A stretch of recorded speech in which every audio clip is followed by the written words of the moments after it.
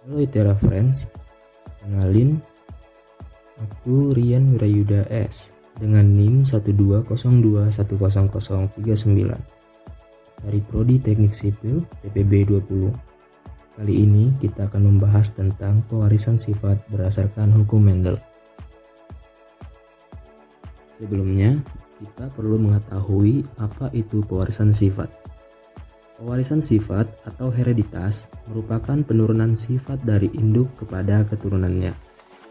Ilmu yang mempelajari tentang pewarisan sifat ini disebut ilmu genetika. Lalu, siapakah penemunya?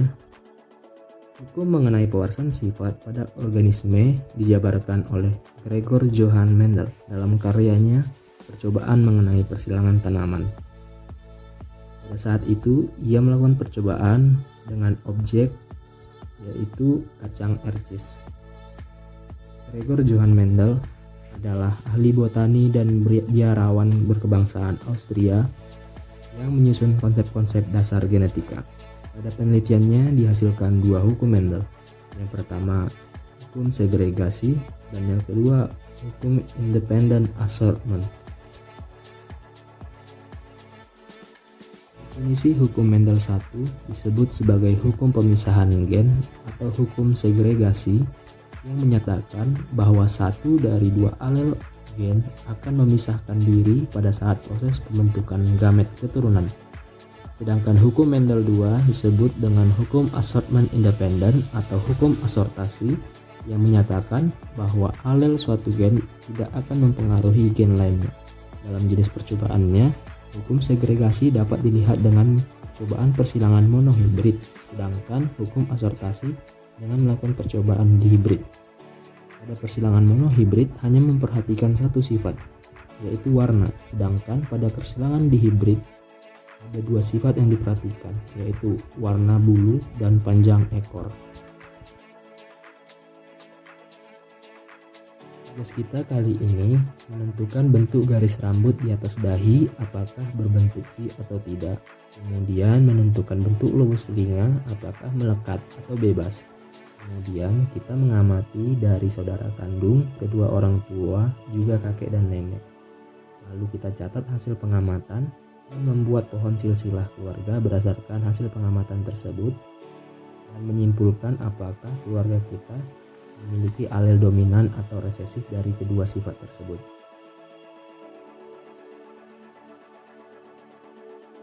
Sebelumnya, kita harus paham jenis garis rambut dan lobus telinga.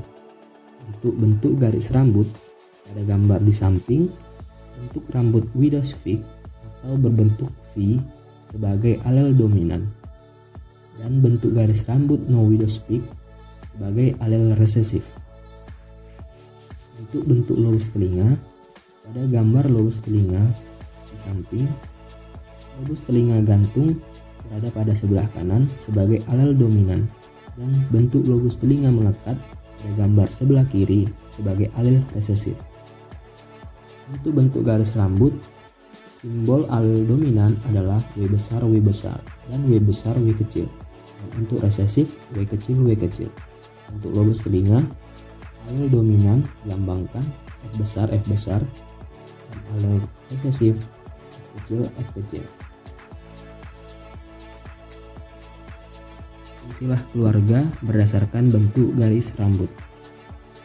Untuk kakek dari bapak saya membawa sifat resesif dan nenek dari bapak saya membawa sifat dominan, sehingga bapak saya membawa sifat dari nenek dan kakek saya dengan alel resesif.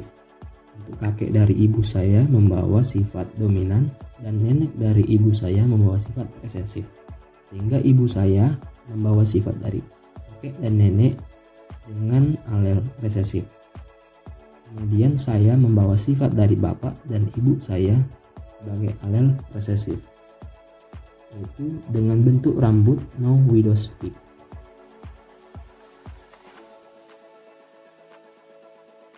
Selanjutnya, silsilah keluarga berdasarkan bentuk lobus telinga.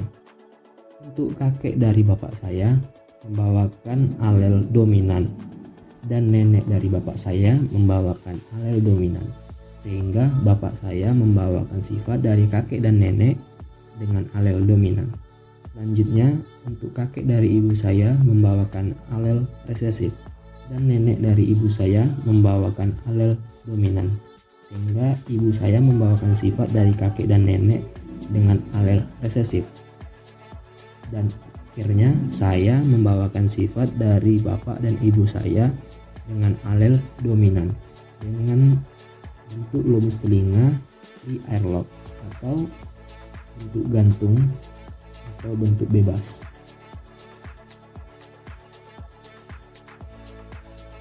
Kesimpulan yang dapat kita tarik setelah selesai mengamati silsilah keluarga sebelumnya, dapat kita ketahui bersama bahwa keluarga saya memiliki bentuk rambut di atas dahi yang tidak berbentuk V, atau nama lainnya no widow's peak. Dan untuk bentuk lobus telinganya lebih dominan pada bentuk lobus telinga gantung atau free airlock. Baiklah, sekian pembahasan tentang pewarisan sifat atau hereditas. Terima kasih, semoga bermanfaat. Bye-bye.